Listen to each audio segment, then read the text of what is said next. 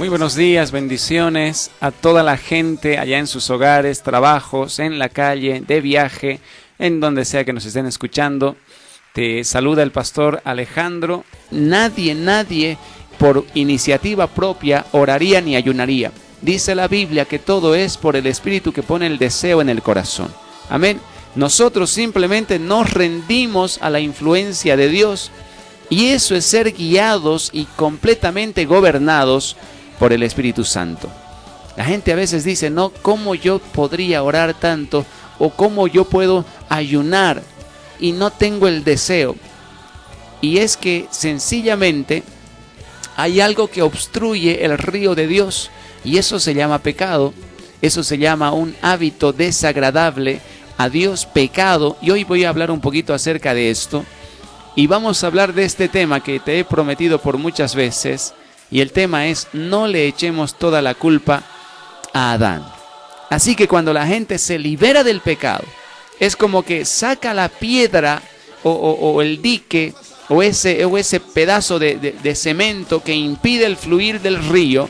Simplemente nosotros debemos quitar esa obstrucción y el Espíritu Santo fluirá, el río fluirá y de pronto el deseo espiritual se apoderará de nosotros. ¿Por qué no hay deseo espiritual? Simplemente es porque no hay una consagración constante y hay pecado en nuestras vidas. Amén. No podemos decir de otra manera. La gente que no es espiritual es porque es carnal y es carnal porque no es espiritual. ¿Y cómo uno puede dejar de ser carnal siendo espiritual? Como la pregunta, ¿no? ¿Cómo puedo dejar de pecar dejando de pecar? Es así de sencillo.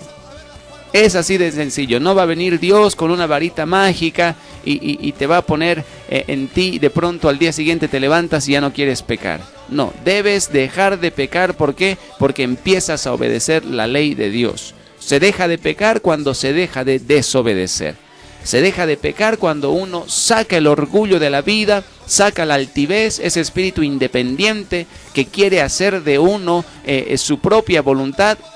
Entonces, cuando uno se somete al Señor, vive para otro, vive para Él, bajo la voluntad de Él, entonces ya no vive para sí mismo, ya no hace lo que su voluntad le dicta, sino vive bajo la voluntad de otro. Y esto es la verdadera conversión. Entonces, como vivimos bajo la voluntad de Dios, estamos viviendo para obedecer su ley, y obedeciendo su ley dejamos de pecar. El problema es que pecamos cuando de pronto no creemos o no nos sometemos a su palabra, y eso es incredulidad. Someterse a su palabra es confianza y es fe, pero no someterse a la palabra de Dios es incredulidad, es duda, es no confiar en el Señor y en lo que Él ha prometido a través de su palabra. La obediencia a la ley de Dios asegura la santidad. La obediencia a la ley de Dios asegura que sus promesas vendrán sobre nuestras vidas y que nosotros tendremos una vida abundante. Amén. Simplemente todo es por la obediencia. Adán perdió todo por la desobediencia, por lo tanto el nuevo Adán recuperó todo por la obediencia. Y dice que él fue el primogénito de una nueva raza y nosotros somos de Cristo. Por lo tanto nosotros también debemos obedecer como Él obedeció. La obediencia de Cristo no se nos aplica a nosotros como algo impuesto. Es decir, en vez de nuestra obediencia, no está la obediencia de Jesús. Él obedeció porque tenía que obedecer. Y nosotros obedecemos porque tenemos que obedecer. Aquí la gente se equivoca y piensa que Cristo y la obediencia de Cristo se aplica como nuestra obediencia también, y no es así. Él tuvo que obedecer porque tuvo que respetar la ley de Dios, someterse bajo la voluntad de Dios como cualquier hombre tiene que hacerlo. Así que quiero introducirme en este tema. No le echemos toda la culpa a Adán. ¿Y por qué quiero hablar de esto? Porque la gente se excusa en esto, ¿no? Y la gente dice, bueno, yo peco porque nuestro padre, ¿no? Nuestro representante, Adán pecó, por lo tanto todos somos pecadores por causa del pecado de Adán, así que por mi sangre y por mis venas fluye lo que Adán realizó, y tengo una naturaleza pecaminosa y una inclinación hacia el mal. Por lo tanto, la gente se refugia en esto y de pronto cuando desobedece o cae o sencillamente no está dispuesto a obedecer la ley de Dios, rápidamente presentan esto como una magnífica excusa. Si realmente fuera verdad, tendría que ser la excusa más grande y más justificable. ¿Sí? Es decir, Dios no tendría por qué requerirnos obediencia si a través de Adán nosotros ya nacemos desperfectos y no podemos obedecer la ley de Dios. Pero vamos a ver si esto es cierto. Vamos a ver si la gente que presenta la naturaleza pecaminosa como excusa va a ser valedera en el día del juicio, o sencillamente es una excusa que Dios no aceptará, no tolerará. Y eso es lo que vamos a aprender en este estudio. Amén. Quiero rápidamente entrar a la enseñanza en este día. Te decía que quiero hablar acerca de esto que hemos titulado "No le echemos toda la culpa a Adán", hablando acerca del pecado, hablando acerca de nuestra responsabilidad de obedecer a Dios, de obedecer su ley, de vivir bajo su voluntad. Y claro, todo el mundo sabe que no hay, o hay algo más bien que no anda bien en toda la raza humana, y esto obviamente no es nada nuevo, usted ya lo sabe. La pregunta es esta: ¿qué es lo que puede hacerse, o qué es y qué puede hacerse al respecto? El problema es la depravación moral. El problema del hombre es la depravación moral. Esto es un padecimiento interno que requiere una gran transformación moral. La medicación externa no lograría nada. Esto es algo que tiene que ser bien tocado en el fondo del corazón de la persona. El hombre necesita algo más que una simple modificación de su conducta. Decimos que el hombre necesita un corazón nuevo. ¿Por qué quiero abordar este tema? Porque estoy viendo que muchos de los avivamientos y un gran despertar espiritual es a consecuencia de la sana doctrina, es a consecuencia de comprender estas definiciones como la justificación, la santificación, la depravación moral, el pecado, la ocasión del pecado y cómo uno puede dejar de pecar. Y no se puede avanzar en nuestra vida cristiana teniendo fundamentos sólidos si no tratamos con este tipo de temas, ¿sí? La justificación, la santificación, la depravación moral. ¿En qué consiste el pecado? ¿Cuál es nuestra responsabilidad en la obediencia a la ley de Dios? ¿Se puede obedecer completamente la ley de Dios? ¿Se puede vivir de manera santa todos los días de tu vida? ¿Se puede experimentar la entera santificación o la perfección cristiana? Y si no se puede, ¿por qué no se puede? ¿Y en qué se basa prácticamente nuestra naturaleza? Si nuestra naturaleza es pecaminosa y esa naturaleza viene, o quién nos la da, todas estas son preguntas importantes que tenemos que en algún momento abordar.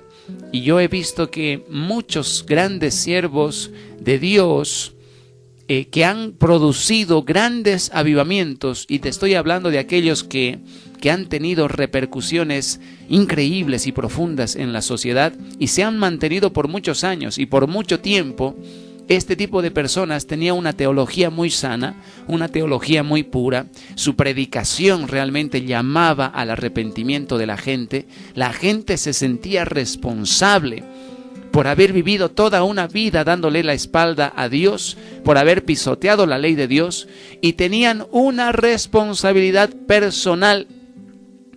Pero otros también predicaron el Evangelio y también fueron grandes hombres de Dios.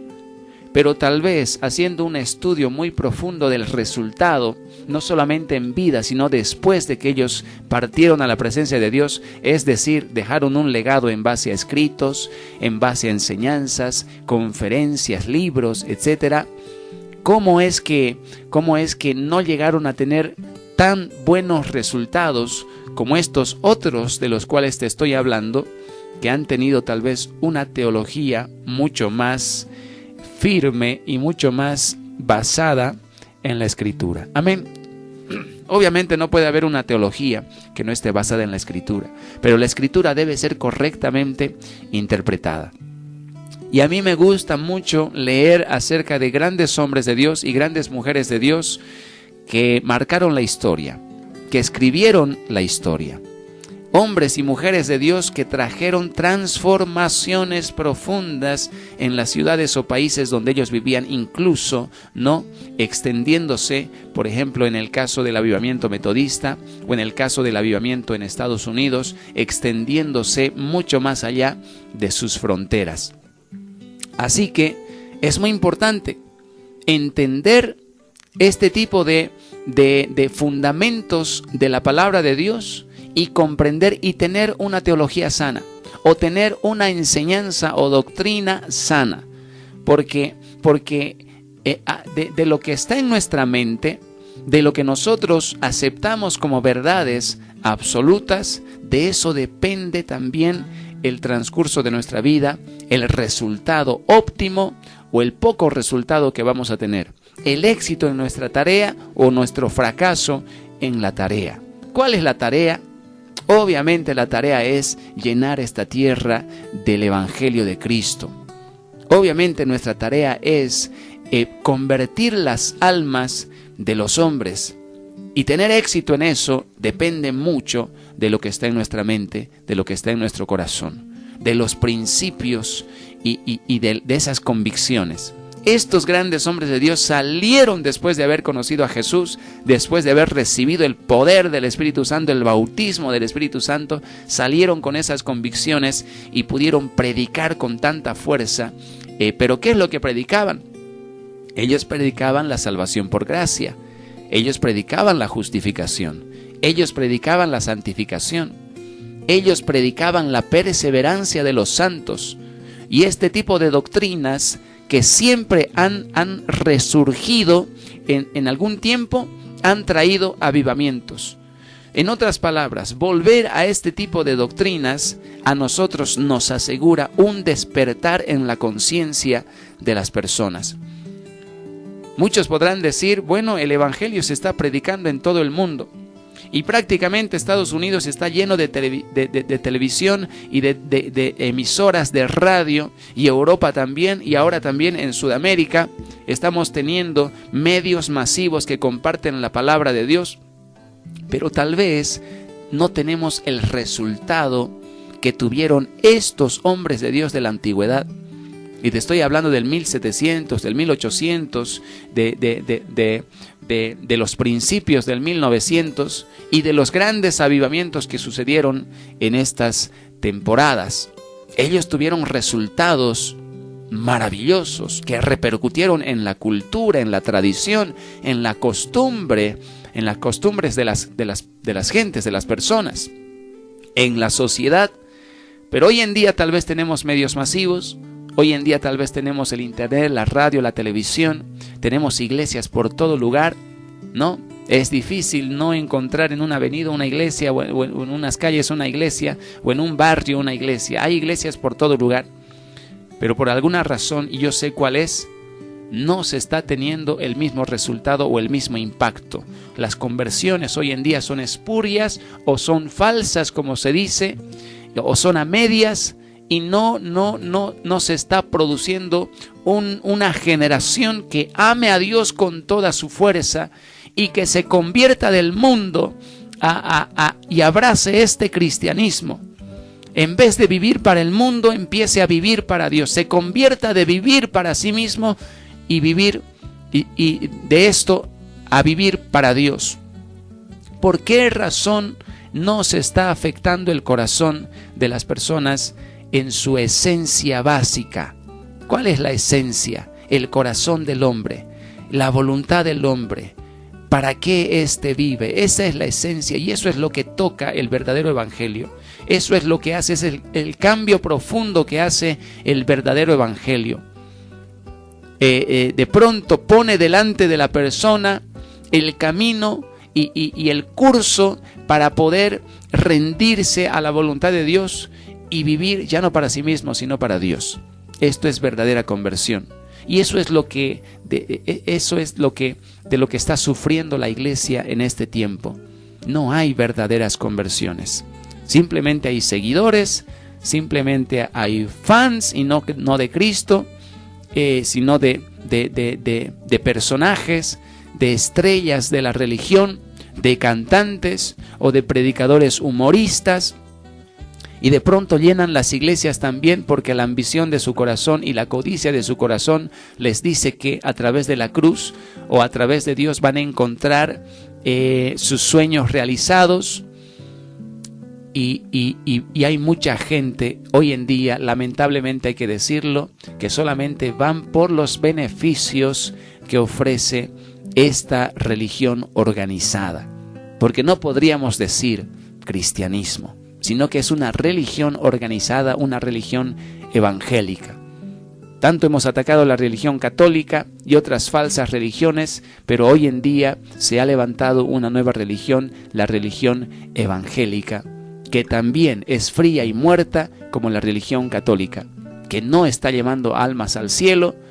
Es un falso avivamiento, un falso mover de Dios, falsas manifestaciones, lo que se ve hoy en día en la iglesia, una falsa enseñanza y falsas conversiones. Prácticamente estamos hablando de apostasía y de algo falso que se ha introducido en la iglesia. Un nuevo Dios se ha hecho en la iglesia y no es un becerro de oro, pero es similar a este. Es un Dios que se han fabricado los evangélicos, un Dios al cual ellos pueden manipular, un Dios al cual ellos pueden exigirle todo tipo de bendiciones. Han hecho de ese Dios un siervo y ellos se han centrado en el trono que le pertenece al Señor, el trono de nuestro corazón. Amén. El mismo hombre se ha sentado en su propio trono, pero ha visto la religión del cristianismo como un medio para alcanzar todos los beneficios que ofrece esta religión. Así que, ¿por qué razón estamos viviendo en un tiempo de crisis? ¿Por qué razón estamos viviendo un cristianismo tan barato, tan diluido, tan comercializable en este tiempo, tan mercantilista, tan materialista? ¿Por qué estamos viviendo? Y yo quiero tocar en este momento y creo que es lo esencial. Estamos viviendo una crisis espiritual porque la enseñanza se ha mezclado, se ha distorsionado. Han empezado las interpretaciones humanas y la gran mayoría de la gente, podríamos decir un 80 o 90% del cristianismo actual, ha abrazado esta falsa enseñanza porque se acomoda a la codicia de sus propios corazones. Es por eso que aplauden, es por eso que ensalzan la enseñanza de este tiempo, un cristianismo moderno y un otro evangelio distinto del que Pablo predicaba y que predicaban los apóstoles, los discípulos, que enseña la Biblia. Un evangelio diferente que predicaron en su tiempo Finney, Moody, Wesley, Lutero. Otro tipo de evangelio se está predicando actualmente. Pero aquí está el camino que se abre para la recuperación o para la sanidad. Volvamos una vez más a la Biblia. Volvamos una vez más a esa doctrina que hizo hombres santos en algún tiempo. Volvamos una vez más a la enseñanza que produjo cambios y reformas de adentro hacia afuera, que cambió completamente el corazón del hombre. Y cuando te hablo de un cambio del corazón del hombre, estoy hablando de un cambio de su intención final, del egoísmo a la santidad, del pecado a la obediencia a la ley de Dios, de la oscuridad a la luz. Así que Nosotros debemos y tenemos como responsabilidad volver a estas raíces, a este verdadero cristianismo. Y gracias a Dios tenemos suficiente literatura y también suficiente poder espiritual para poder una vez más, como se dice, rescatar la verdadera doctrina, rescatar nuevamente las verdaderas bases de la fe. Como te decía, ¿no? Hay que volver a hablar del juicio eterno. Hay que volver a hablar de lo que es una justificación delante de Dios. Hay que volver a hablar de lo que es santidad. Hay que volver a hablar de lo que es perseverar en santidad o la perseverancia de los santos. Y hay que volver a hablar también acerca del pecado y qué es lo que significa pecar. ¡Wow! ¡Qué terrible! Cómo se va la hora, cómo se va el tiempo, y apenas he hablado acerca de o introduciendo en este tema, pero quiero hablar algo, y yo sé que tal vez mañana puedo, o el día lunes, poder continuar la enseñanza, pero te decía que lo que se necesita es un nuevo corazón, y esto es un cambio completo en su opción fundamental. Solo el corazón nuevo podrá corregir la conducta de la persona. Sin él, su conducta regresará a lo mismo de antes, volviendo a comprometer la voluntad con el egoísmo. Pero si cambiamos la orientación de la voluntad, la vida cambiará. La depravación moral es la depravación del libre albedrío, no de la facultad en sí, sino de su libre acción. Y quiero que estas cosas queden grabadas, impresas en tu corazón. La depravación de la voluntad como facultad es o debiera ser física y no moral. La depravación moral es la depravación de las decisiones. Y en esto consiste el pecado. La palabra original griega comúnmente usada en el Nuevo Testamento para significar o para decir o para describir el pecado es amartía, que significa simplemente errar en el blanco, errar el blanco.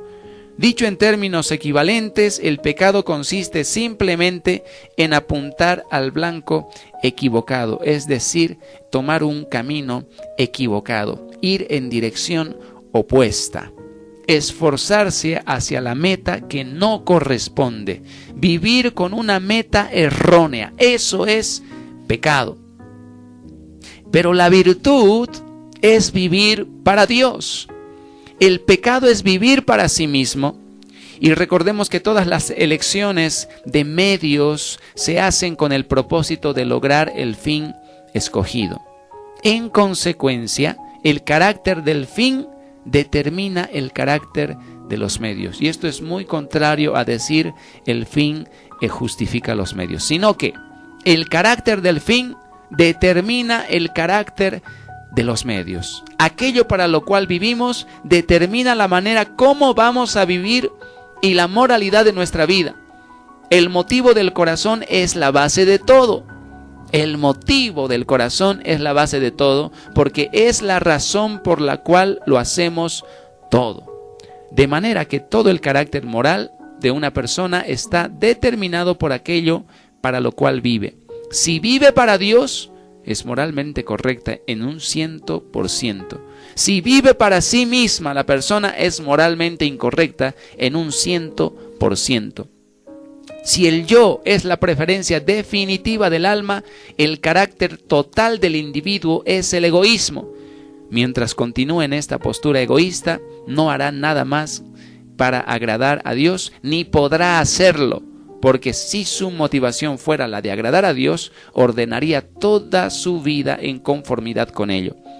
Porque dice Romanos 8:8, los que viven según la carne no pueden agradar a Dios, y vivir según la carne es vivir para sí mismo. Estos no dan en el blanco.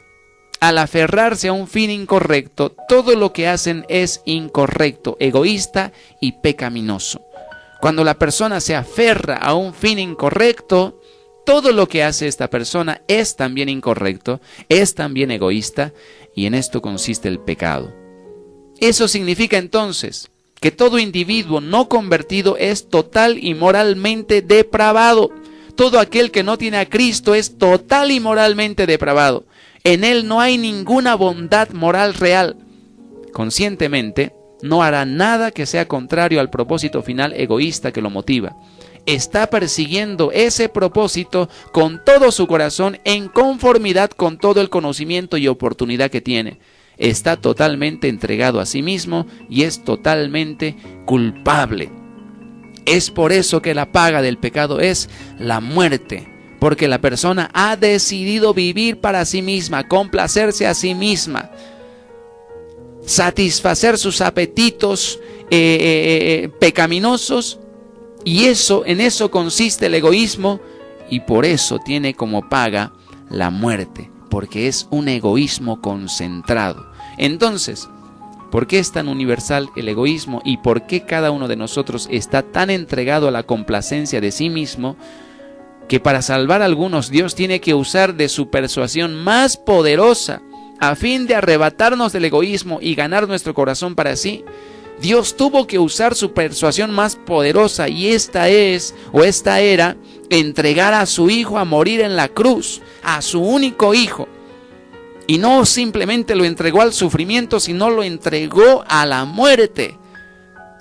Tanto le costó a la humanidad la salvación, tanto le costó a Dios la salvación de esta humanidad.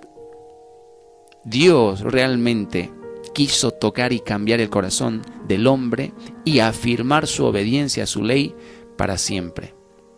La explicación más común, fíjense, la pregunta era esta, ¿no? ¿Por qué es tan universal el egoísmo y por qué cada uno de nosotros está tan entregado a la complacencia de sí mismo?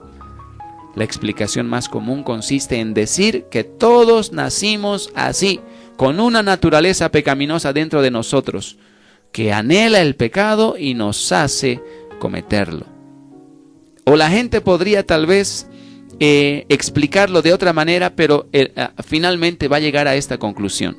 Todos nacemos con una naturaleza pecaminosa, pero vamos a ver de acuerdo a la Biblia y la Escritura si realmente es así, si podemos echarle la culpa a esa naturaleza por todo lo que nosotros hacemos. Si estamos de acuerdo con esta explicación o no es asunto de elección personal, influida en gran parte por la manera como hayamos aprendido a interpretar ciertos pasajes de las Escrituras. Por ejemplo, el Salmo 51, verso 5, Salmo 58, verso 3, Romanos capítulo 5, verso 12 al 19. Todos estos versículos nos hablan y tal vez dan a interpretar que nacemos con una naturaleza pecaminosa, pero eso, yo te digo, es una interpretación que hicieron también grandes maestros de la Biblia, eruditos en esta materia, pero finalmente errada. Muchos grandes hombres de Dios no creyeron que la Biblia enseñe realmente que nacemos con una naturaleza pecaminosa o con una disposición natural hacia el pecado en sí. Además, estos grandes hombres creían que la idea del pecado original heredado por toda la raza humana desde Adán envuelve un concepto erróneo sobre lo que es el pecado. El pecado es una decisión, no es una sustancia. No podría venir a través de la sangre. Es moral el pecado, no es físico. Es una decisión de la cual somos responsables individual y personalmente. No es un incidente, no es un infortunio que nos sucedió, sino que es un crimen que cometemos y del cual somos responsables. Y vamos a ver lo que algunos autores hablan acerca de justamente de esta doctrina. La depravación moral consiste en el egoísmo o en la elección del interés propio. Es la satisfacción propia o en la complacencia de sí mismo como fin. En consecuencia, no puede consistir en una constitución pecaminosa o en un deseo de pecar. La depravación moral es pecado en sí y no solamente causa de pecado. Hablar de una naturaleza pecaminosa es atribuirle pecaminosidad al Creador, porque Él es el autor y el que nos da la naturaleza. Es un dogma monstruoso y blasfemo sostener que un Dios santo esté airado contra alguna criatura porque ésta posea una naturaleza con la cual fue creada sin su consentimiento y sin su conocimiento. Si el pecado implica necesariamente una naturaleza pecaminosa, la pregunta es: ¿cómo pecaron Adán y Eva? ¿Cómo pecaron los ángeles? ¿Tenían ellos también una naturaleza pecaminosa? No podemos explicar el hecho de que Eva comió del fruto prohibido sin suponer que ella también o ella tenía deseo de pecar. Ella deseó el fruto para obtener conocimiento y no para pecar. Esto la condujo a la complacencia prohibida. Todos los hombres pecan precisamente de la misma manera. Consienten en esa misma complacencia, no en el deseo de pecar, sino en el deseo de otras cosas, y la decisión de convertir la satisfacción de sí mismo como en un fin constituye el todo del pecado. Nuevamente, la decisión de convertir la satisfacción de sí mismo en un fin constituye el todo del pecado. Estas personas, y también es una opinión personal, no estamos de acuerdo con la doctrina de la pecaminosidad constitucional porque convierte en todo en pecado, original o real, en una mera calamidad y no en un crimen. Es injusto poder atribuirle a Dios, porque Él es el que nos da la naturaleza, y poder refugiarse en esa doctrina que dice: nosotros pecamos por naturaleza, estamos por naturaleza inclinados y el deseo está ahí para pecar. Porque si es por naturaleza, entonces eso está más allá de nuestra obligación, de nuestra responsabilidad. Porque nosotros no hemos decidido qué naturaleza tener, ni conocíamos, ¿no? Todo el mundo nace, apenas tenemos uso de razón, creo a los 6, 7 u 8 años. Pero antes de eso, nuestras facultades en sí no podrían tomar ninguna decisión ni consentir nada. Peor pues antes de nacer. Así que atribuirle a Dios el que nos haya dado una naturaleza pecaminosa es simplemente, yo creo, actuar de manera irresponsable y no tomar responsabilidad sobre nuestros propios pecados o nuestras propias faltas. Según esa suposición, la ley es una tiranía y el evangelio un insulto para los infortunados.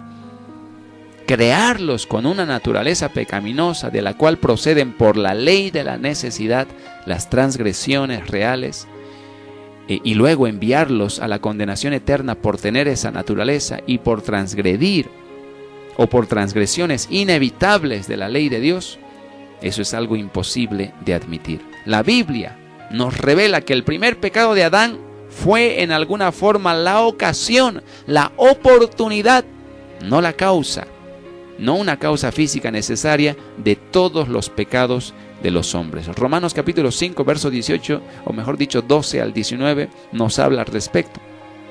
Santiago dice que el hombre es tentado cuando es atraído por su propia concupiscencia y conquistado. Pablo y otros escritores inspirados sostienen que el pecado consiste en la posesión de una mente carnal, en pensar en la carne. Por lo tanto, las presentaciones que hace la Escritura indican que el cuerpo es la ocasión, la oportunidad del pecado. La ley que está en sus miembros y que batalla contra la ley de la mente, dice, de la cual habla Romanos 7, aparece manifiestamente como el impulso de la sensibilidad que se opone a la razón. Ya que cuando entendemos que pecamos por voluntad propia, porque en esto consiste el pecado, en una decisión, amén, consciente, en una decisión, es decir, conocemos lo que es correcto, pero no lo hacemos. Esto es una decisión consciente, es una decisión con luz, es decir, nuestra mente está iluminada en lo que Dios nos pide, en lo que Dios requiere, pero hacemos lo contrario. Amén. Esto es pecado porque es una decisión voluntaria que no tiene que ver con una naturaleza automática que quiere hacer lo malo. Nuevamente, esto es atribuirle simplemente a Dios la responsabilidad del pecado. Quiero escuchar tu dulce dulce voz, rompiendo el silencio en mi ser. Sé que me haría estremecer, me haría llorar o reír, y caería rendido ante ti. No podría estar ante ti, escuchándote hablar, sin llorar como un niño, y pasaría el tiempo así, sin querer nada más que escucharte hablar.